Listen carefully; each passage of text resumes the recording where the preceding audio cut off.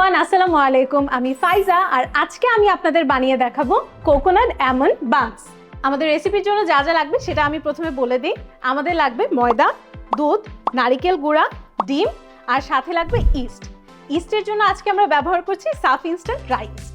সাফ ইনস্ট্যান্ট হলো ফ্রান্সের লেসাফ্রে ব্র্যান্ডের একটা প্রোডাক্ট। তাদের লেগেসি 150 বছরেরও বেশি। সাফ ইনস্ট্যান্টের 3টা ভ্যারিয়েন্ট আছে, রেড, গোল্ড, ব্লু।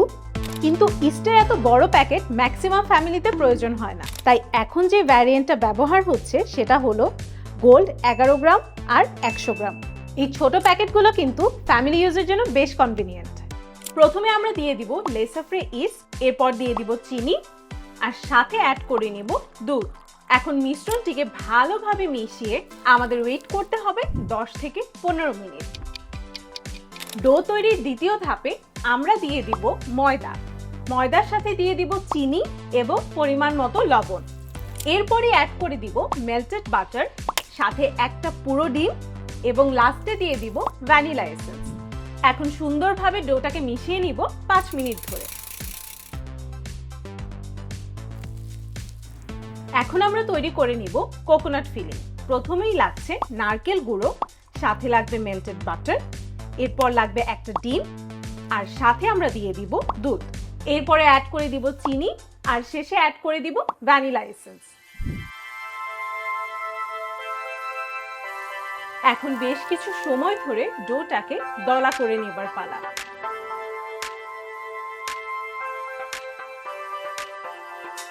এখন পরিমাণ মতো কোকোনাট ফিলিং অ্যাড করে তৈরি করে নিতে হবে একটি রোল এবং সাবধানে কেটে নিতে হবে একটি ধারালো ছুরি দিয়ে।